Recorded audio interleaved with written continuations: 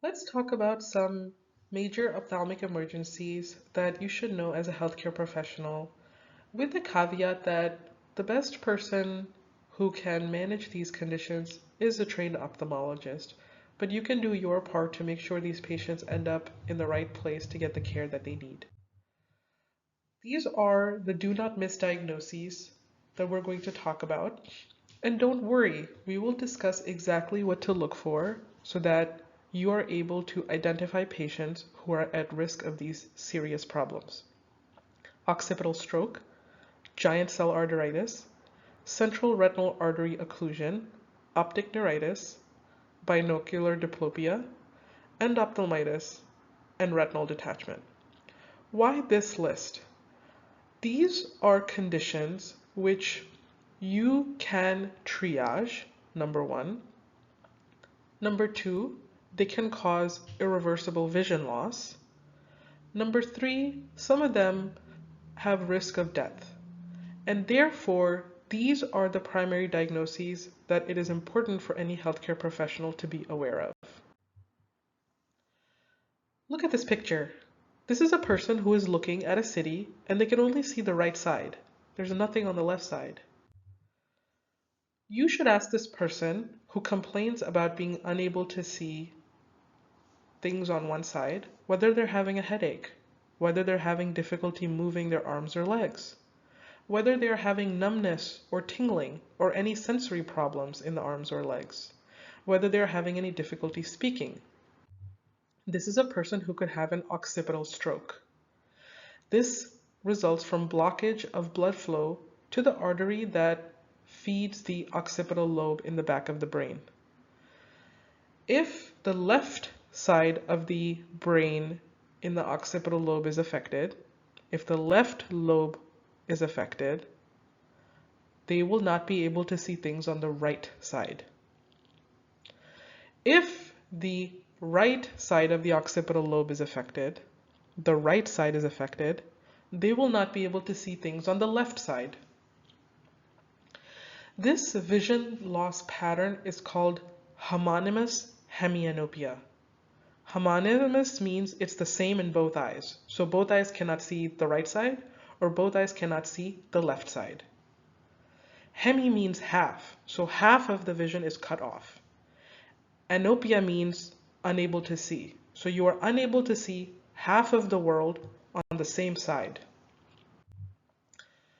Let's say you have a patient who comes in and says, my vision went completely black for a few seconds in one eye, and then it came back.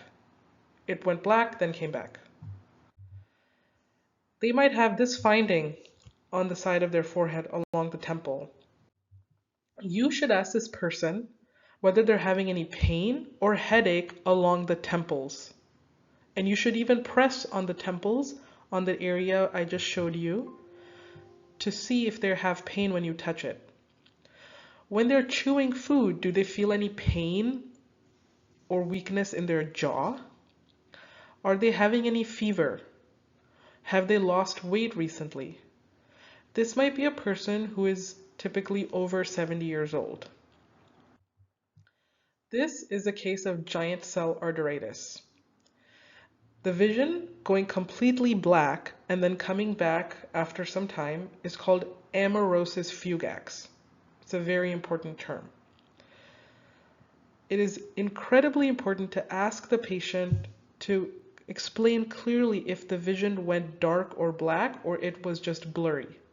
Some people might tell you their vision went black, but if you ask them, they might then later say, oh, it was just blurry. That is not amaurosis. We are talking about people whose vision goes completely dark and then comes back. The reason the vision goes dark is because the blood flow is interrupted to the ophthalmic artery. If you can treat it at this stage, you can prevent the blockage from becoming permanent.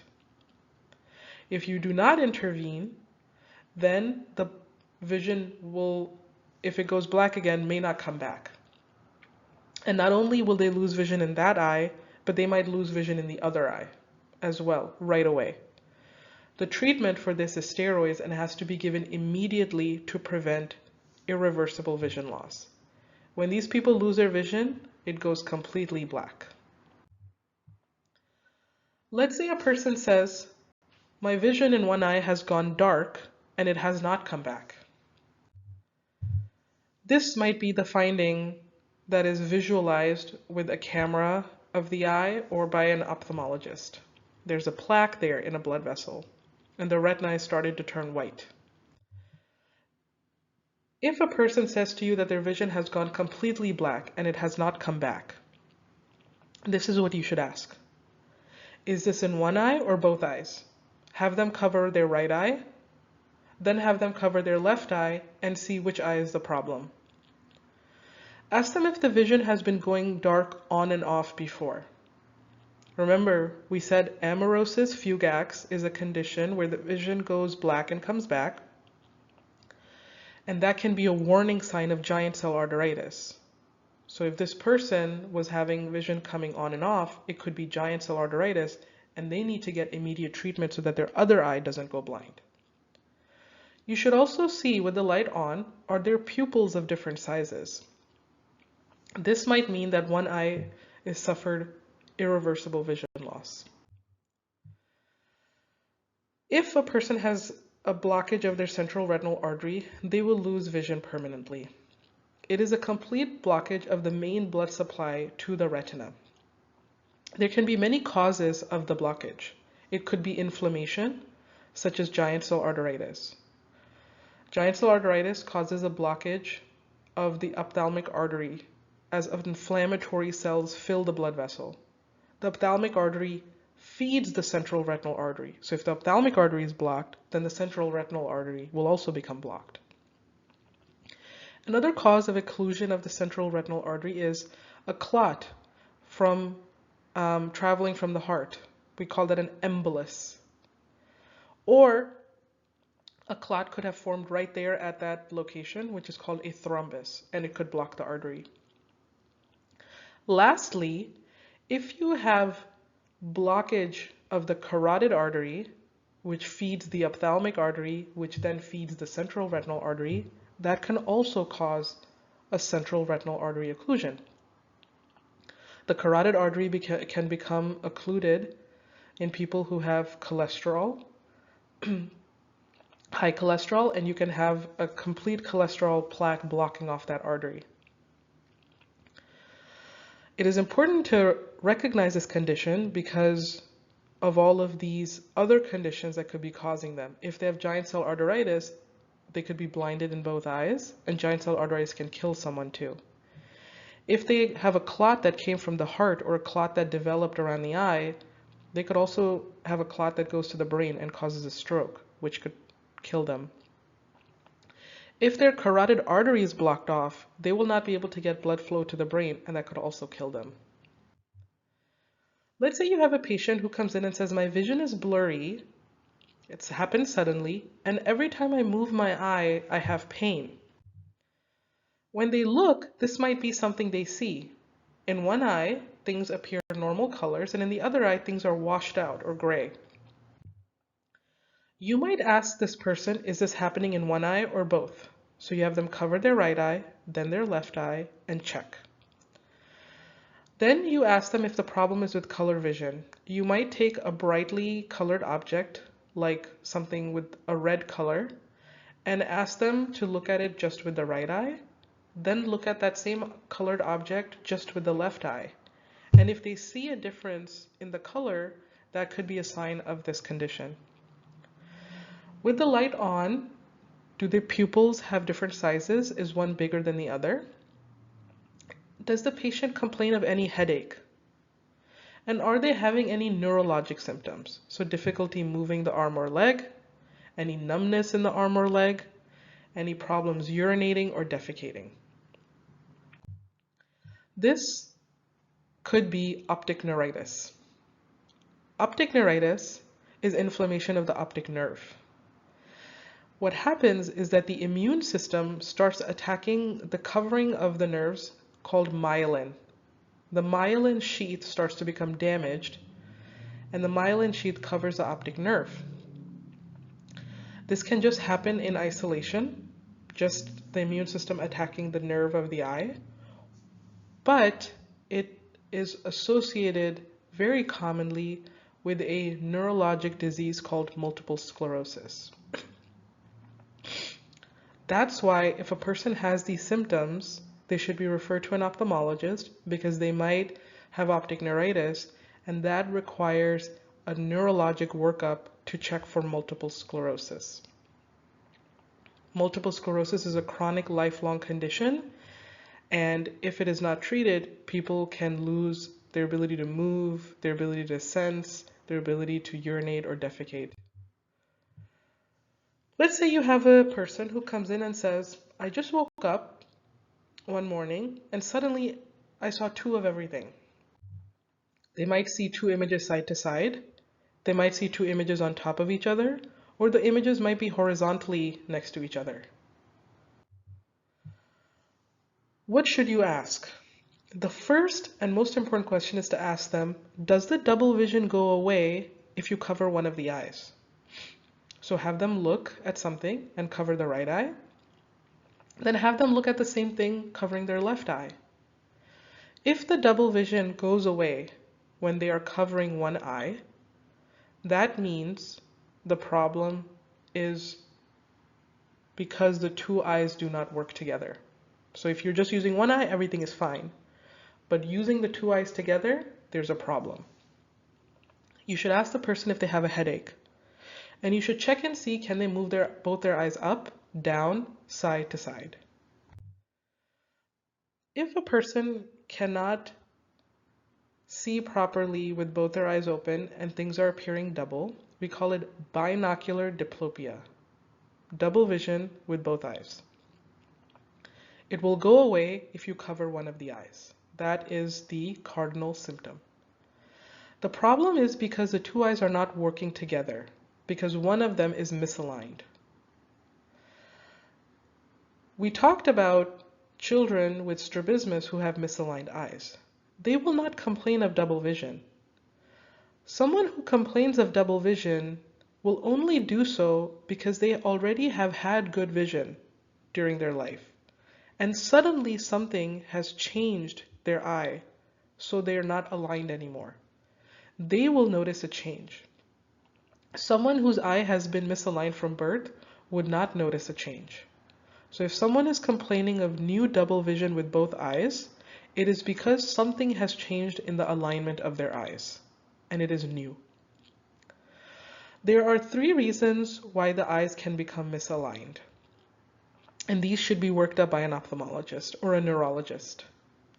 Either the brain is not working, because the brain is what manages working the two eyes together. This could be from a stroke or a tumor. The eyes could be misaligned because one of the nerves to one of the eyes is paralyzed.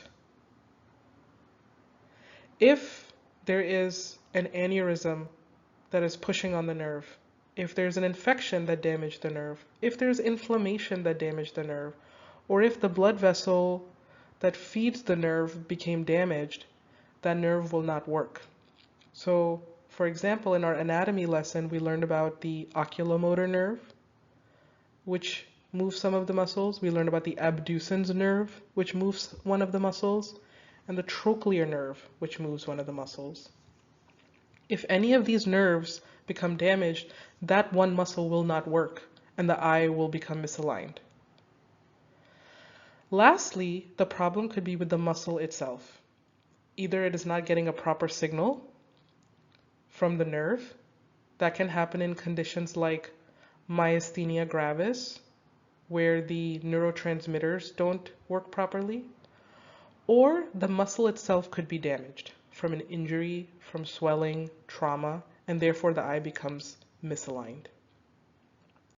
However, because this can happen due to stroke, tumors, infections, aneurysms, it is really important for these people to get immediate attention. Let's say a patient comes to you and says, my vision is blurry, my eye hurts and is red, and I see floaters. If you look at their eye, you might see something like this. That white material sitting in front of the iris is pus. You might ask this person, Have you had any recent surgeries or procedures around the eye? Do they use any contact lenses? They might have slept in them or gone swimming in their contact lenses. You might ask them if they're immunosuppressed. Certain diseases like HIV cause immunosuppression. People who have had transplants are immunosuppressed. People who take steroids are immunosuppressed, and they are more likely to get infections. You might ask about history of drug use, intravenous drug use, because that can introduce bacteria into the bloodstream. And you might ask about any recent injury to the eye, particularly penetrating trauma. This is endophthalmitis, which is an infection of the eyeball itself. Somehow, bacteria or virus or fungus get inside the eye, which typically is protected, just like the brain, from the rest of the body. And once these bugs get inside the eye, they create abscesses of purulent material that fills up the eye. The bug will start to eat the retina and damage the blood vessels, which is what causes irreversible permanent vision loss. The infection can come exogenously from outside the body or endogenously from inside the body. External causes of an infection is a penetrating trauma, so someone who is poked in the eye with a needle, let's say, someone who has surgery like cataract surgery, someone who gets an injection in their eye, someone who uses contact lenses and they slept in them, got an infection, and the infection went from the cornea on the surface to the inside of the eye. Internal causes of an infection and endophthalmitis are sepsis, endocarditis, fungemia, and opportunistic infections in people who are immunosuppressed, such as people who have HIV or people who are transplant recipients. Now you have a patient who says there's a curtain or a shadow going across my vision and I have a bunch of floaters. This might be something that they're seeing, a shadow in one corner of the vision and black dots. You should ask this person whether they see any flashing lights, like lightning bolts, in their peripheral vision. You should check and see, is it in one eye or both eyes? Can they read things with the affected eye, or is the vision so bad that they cannot even read anymore? Lastly, you might ask them if they are nearsighted, which means do they wear glasses to look at a distance? This is because nearsighted people are at a higher risk of this condition. This is a retinal detachment. What happens is that a tear develops in the retina, and fluid that normally circulates inside the eye gets through that tear under the retina and detaches the retina from the wall of the eye. If it is not repaired immediately, a retinal detachment will cause permanent vision loss. The curtain or the shadow is noticed because that is the area where the retina has become detached. If the patient can still read or see decently through the center of their eye, that means they need to be treated immediately because their vision can still be preserved. The detachment is off to the side, and if you act quickly, you can keep it from getting further. However, if the patient cannot see well enough to read anymore, then they can be treated next available. They should still be treated, but it is less urgent because their vision is now already compromised.